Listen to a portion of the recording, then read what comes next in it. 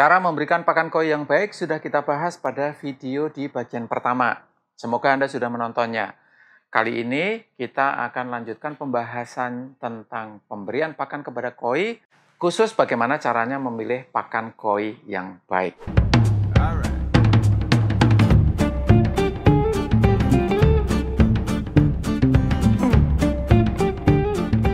Paman dan Bibi, para pecinta dan peminat koi, nama saya Keiko. Saya adalah perancang kolam koi. Baiklah, sekarang kita mulai bahas tentang pemberian pakan kepada koi, khusus tentang bagaimana memilih pakan yang baik. Untuk memilih pakan yang baik, yang pertama-tama kita harus mengenal jenis-jenis pakan koi dulu.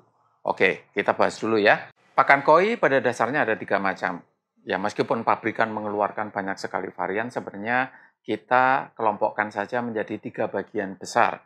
Yang pertama adalah pakan untuk pertumbuhan atau growth. Dan biasanya juga memang label-label yang dicantumkan di dalam pakan ya pakan untuk growth atau untuk pertumbuhan. Yang kedua, pakan untuk color, artinya untuk memperbaiki warna, dan yang banyak beredar umumnya memperbaiki warna merah. Ketiga adalah low diet sebenarnya. Ya, low diet ini pakan yang kandungan proteinnya justru rendah. Ini nanti masing-masing pemanfaatannya akan kita diskusikan ya. Kita bicarakan dulu yang pertama, pakan untuk growth. Pakan untuk growth adalah pakan yang kandungan proteinnya tinggi karena itu merupakan komponen nutrisi yang paling diperlukan oleh koi untuk mereka bisa tumbuh, yang kecil jadi besar, yang pendek jadi panjang, itu yang namanya growth ya. Pakan growth ini sekalian dipergunakan untuk membentuk badan, khususnya untuk koi-koi yang ukuran besar, ya mereka memerlukan bentuk badan yang bulky, bukan hanya panjang tetapi juga ada ototnya, itu yang dinamakan bulky. Nah, hal tersebut bisa dicapai dengan pakan yang tipe growth, yang proteinnya tinggi. Nanti kita akan membahas lebih jauh lagi tentang protein ini ya, tapi sementara itu saja. Kemudian pakan color itu memang dimanfaatkan untuk memperbaiki warna, jadi memang sudah dimasukkan di situ. Di dalam ingredientsnya, di dalam formulanya memang sudah ada formula untuk memperbaiki warna, khususnya warna merah. Pigmen untuk memperbaiki warna merah biasanya dipergunakan spirulina, ada astaxanthin, atau beberapa bahan yang lain. Itu adalah pakan agar koi kita colornya menjadi bagus. Yang ketiga yang sudah kita sebutkan tadi adalah pakan low diet. Pakan low diet ini adalah pakan koi yang dimanfaatkan pada kondisi-kondisi di mana koi memang harus diturunkan nutrisinya, terutama proteinnya. Ada kondisi tertentu misalnya cuaca sedang tidak baik, atau koi yang baru sembuh dari sakit. Ya, kita sebaiknya tidak langsung memberikan pakan yang proteinnya tinggi. Kita mulai dulu dengan proteinnya rendah. Atau minimum cara yang Anda bisa lakukan adalah membatasi jumlah pakan kalau memang pakan yang Anda pakai jenis yang proteinnya tinggi. Pakan yang low diet ini selain dimanfaatkan untuk keperluan tersebut, biasanya kemudian dimasukin dengan komponen-komponen untuk memperbaiki skin quality. Yang paling umum dipakai bahan utamanya adalah whey Ini kandungan vitamin dan yang lain-lainnya biasanya bisa memperbaiki kualitas kulit dari koi yang kita miliki. Kalau kita ingin koi kita skin quality-nya bagus, Anda juga harus memasukkan whey ini ke dalam diet koi Anda sehari-hari. Kembali lagi kepada protein yang merupakan nutrisi utama yang diperlukan oleh koi kita. Ya, sebenarnya tidak semua pakan yang kandungan proteinnya tinggi pasti bisa semuanya tercerna dengan baik. Ini juga tergantung kepada aditif yang diberikan kepada pakan tersebut. Nah, saya ini kan orangnya nggak gampang percaya ya, makanya pakan kondisi pun saya bawa ke laboratorium, kemudian kita cek semuanya kandungannya apa secara detail. Ke laboratoriumnya IPB ya. Dan dari hasilnya ternyata memang pakan kondisi selain proteinnya yang cukup tinggi, ya 40%, tidak harus tinggi-tinggi sebenarnya protein, tetapi yang penting adalah asam aminonya lengkap, khususnya asam amino esensial. Asam amino esensial seperti arginin, isoleucin, lisin, fenilalanin, triptofan, dan segala macam. Intinya adalah bahwa micronutrien yang harus menyertai pakan itu memang harus lengkap agar pakan ini bisa perform dengan baik. Yang kedua, sumber proteinnya dari mana, ini penting juga kita perhatikan.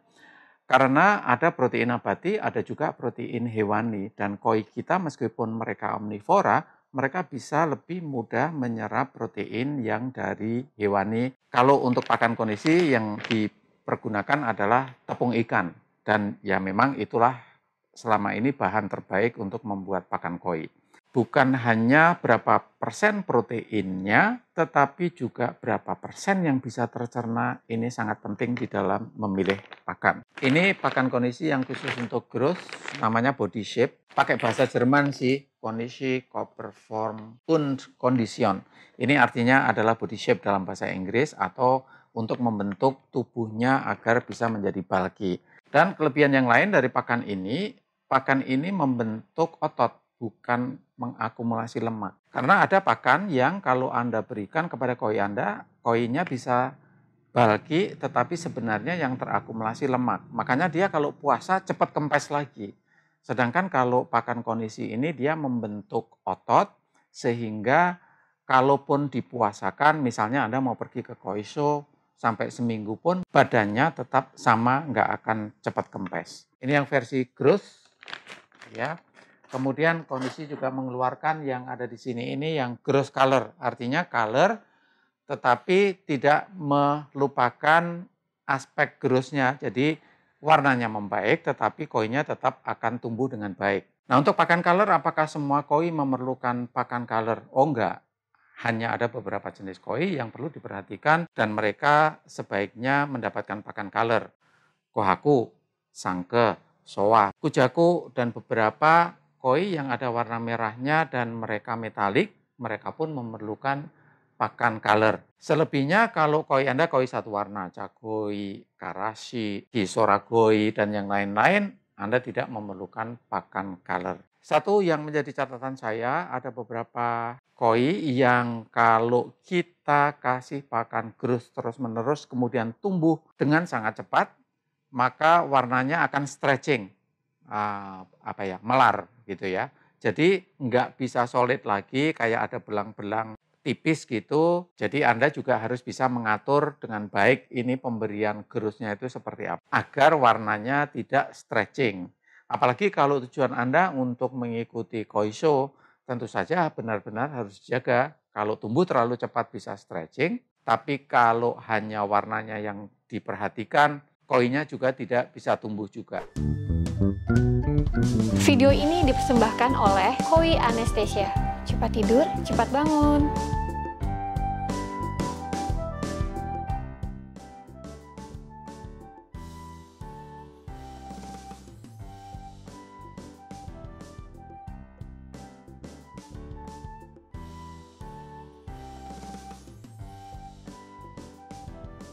Oke, sekarang kita akan tangkap beberapa koi punya saya untuk memberikan contoh kepada Anda biar lebih jelas ya. Nanti koinya kita serok di jaring, kemudian dimasukkan di bak ini, tapi sebelumnya harus dikasih obat bius dulu biar koinya bisa tenang. Dan juga nggak stres, ini penting. Airnya ini kurang lebih berapa ya? Kurang lebih antara 60 sampai 75 liter saya kira. Saya pakai 20 cc aja, jadi 2 tutup botol ini. Satu tutup botol ini 10 cc.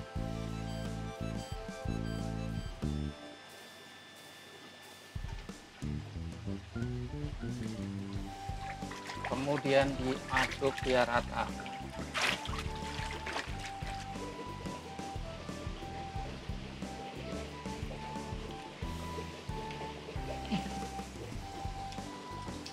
Nah, dapat satu.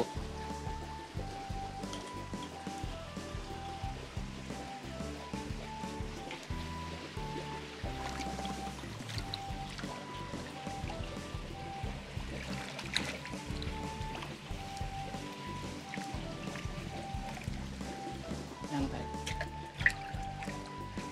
Nah, ini disut.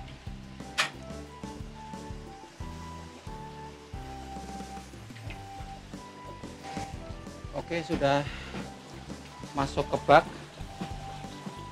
Ini kohaku. Ini hasil breeding sendiri, kelahiran Maret 2020. Jadi sekarang ini umurnya 11 bulan ya, masih tosai. Nah, ini udah teler dia. Sekarang berapa senti sekalian kita ukur? 54 ya. 54 cm, umurnya 11 bulan. Nah, ini contoh yang saya bilang tadi. Kalau koi tumbuh dengan cepat, terlalu cepat, ini warnanya stretching. Ya, jadi merahnya itu melar gitu. Jadi nggak padat lagi karena pakannya growth terus. Kita kembalikan ke kolam lagi. Kita masukin ke kolam. Kita lihat seberapa cepat dia bangunnya.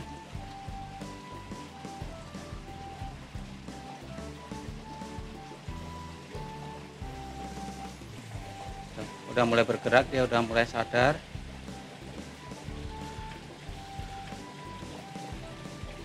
Dia sebentar lagi akan berenang, ngikutin teman-temannya.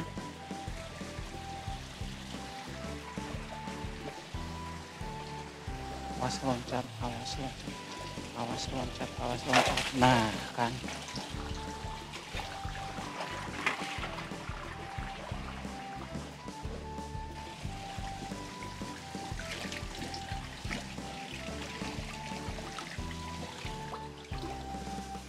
Nah, Ojiba ini saudara satu angkatan sama kohakunya tadi.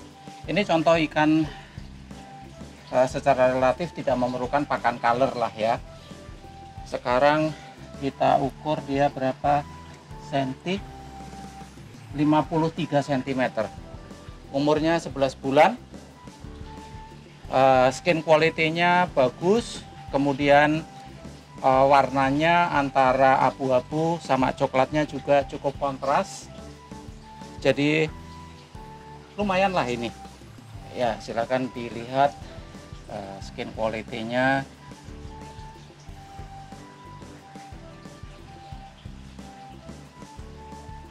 Oke.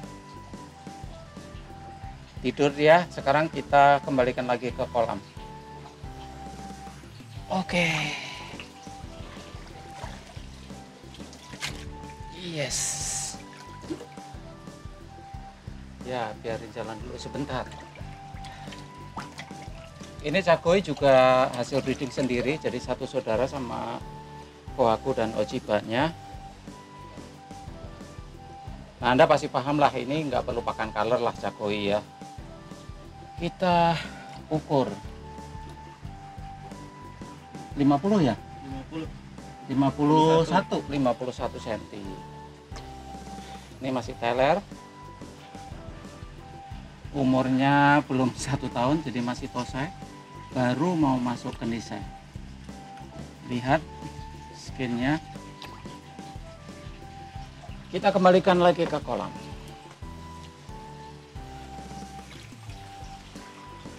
Yo, gede bener. Wih ya. Udah langsung berenang.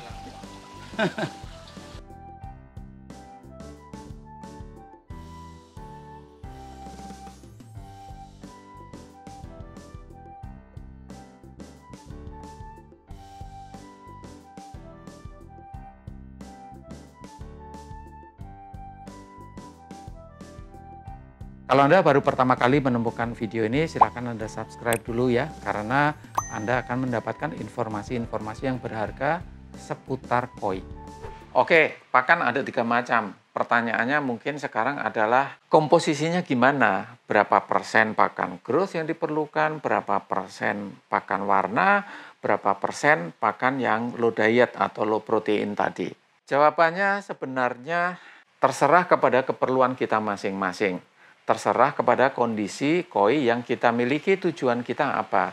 Kalau memang kita tujuannya sekedar untuk menjadi besar, ya. Kita sedang mengejar pertumbuhan. Tentu saja porsi pakan untuk pertumbuhan yang diperbanyak. Mungkin 80% dari dietnya sehari-hari pakan pertumbuhan, sedangkan pakan kalornya 20%. Malah saya sendiri karena saya tidak cukup terobsesi dengan color dan segala macam, ya dengan kata lain sih sebenarnya koi-koi saya sih yang colornya bagus ya baguslah secara genetik. Kemudian ada sih yang colornya kurang bagus secara genetik, tetapi saya memang tidak terlalu ingin colornya itu menjadi jreng. Toh saya tujuannya tidak untuk melakukan show ya. Jadi saya hanya menggunakan pakan gross aja. Kemudian pakan yang untuk memperbaiki skin quality tergantung juga kepada keperluan Anda masing-masing. Ini bisa berbeda-beda. Ya, kalau Anda mau melakukan persiapan untuk mengikuti koi show, tentu saja semua aspek harus diperhatikan. Pakan growth harus cukup porsinya agar bodinya juga bisa membentuk dengan baik. Colornya juga bisa menjadi bagus, solid, jreng, rata, tetapi di lain pihak skin quality-nya juga harus bagus. Jadi dalam hal ini Anda mencampur pakannya memang harus pintar.